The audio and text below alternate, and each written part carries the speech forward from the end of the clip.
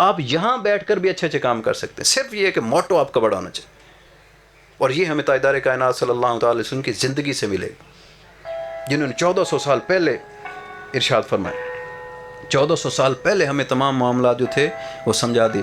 تو ابتداً آپ سے یہ التماس ہے کہ اساتذہ کا احترام، والدین کا احترام، پھر معاشرے میں جب رہیں تو عبداللہ بن کر رہیں، اللہ کے بندے.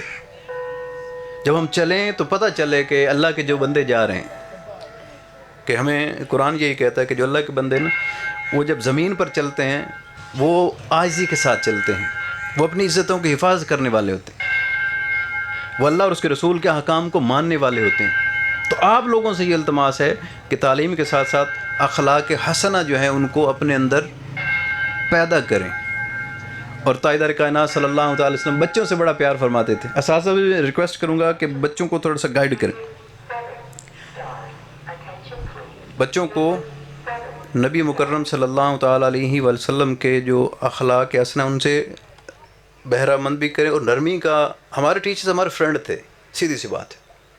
ہمارے ٹیچرز ہمارے دوست تھے اور دوستوں کی حالت میں ہمیں پڑھاتے تھے. جیسے تاجدار کائنات صلی اللہ تعالی علیہ وسلم اپنے جو چھوٹے چھوٹے کڈز ہوتے تھے، بچے ہوتے، ان کے ساتھ حضور پیار فرماتے تھے. حتیٰ کہ حضور نماز ادا فرماتے تو شہزادے اور شہزادیاں حضور کے اوپر آ کر سوار ہو جاتے.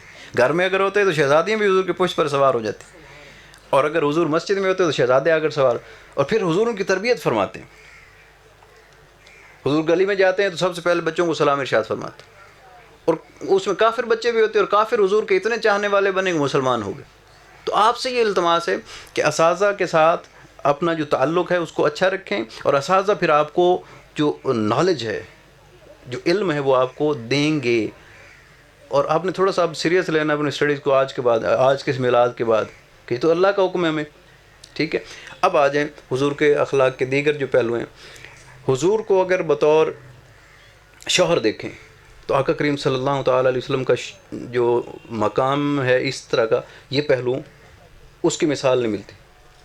آقا کریم صلی اللہ تعالی وسلم گھر میں جاتے تو اپنی ازواج مطہرات کے ساتھ حضور اتنا حسن سلوک فرماتے. کبھی کبھی تو حضور روٹی بھی لگا دیتے گھر میں. اپنے کپڑے حضور خود جو ہے وہ پیوند لگا لیتے. حضور اپنے جوتوں کو خود مرمت فرما لیتے.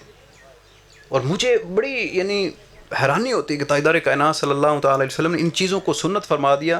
حضور کا کرم دیکھیں کہ آج اگر کوئی موچی بیٹھا ہے اور اس کا رزق اس طرح سے لکھا ہوا ہے کہ اس نے جوتا مرمت کر کے رزق کمانا ہے، تو اس کو ہم کچھ کہہ نہیں سکتے. اگر کچھ کہا تو اس نے کہنا یہ تو میرے نبی کی سنت ہے، تو پھر میرے ہاتھ میں کیا رہے گا.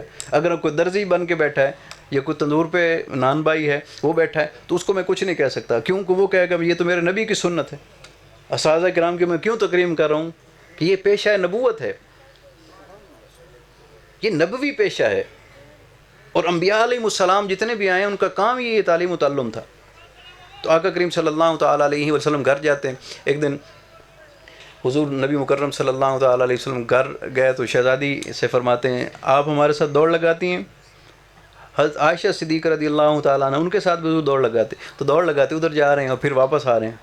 تو گھر میں حضور کا یہ تھا رہن سہن. اور آقا کے اخلاق اتنے اچھے ہیں کہ حضور نے جب اعلان نبوت فرمایا تو حضور گھر تشریف لے آئے. تو فرمایا خدیجہ میں اللہ کا نبی ہوں. تو انہوں نے کہا کہ اشہد اللہ الہ الا اللہ وحدہ لا شریک لہ وان محمدا عبدہ ورسولہ. وہ بیوی جو 15 سال حضور کے نکاح میں رہ چکی ہیں اور حضور سے عمر میں، ظاہری عمر میں بڑی ہیں، لیکن انہوں نے بھی کہا کہ میں گواہی دیتی ہوں کہ آپ اللہ کے سچے رسول ہیں. کیوں کہ 15 سال آپ کے قرب میں رہنے کے باوجود مجھے کوئی ایسا ایک عمل نہیں ملا کہ جس کو بنیاد بنا کر میں کہوں کہ اللہ یاذ باللہ آپ اللہ کے نبی نہیں ہیں، بلکہ میں اس بات کو کہنے پر مجبور ہو گئی ہوں کہ آپ اللہ کے نبی ہیں، کیونکہ میں نے کوئی ایسی بات دیکھی نہیں کہ جس کو میں نعوذ باللہ من ذالک وجہ اعتراض بناؤں.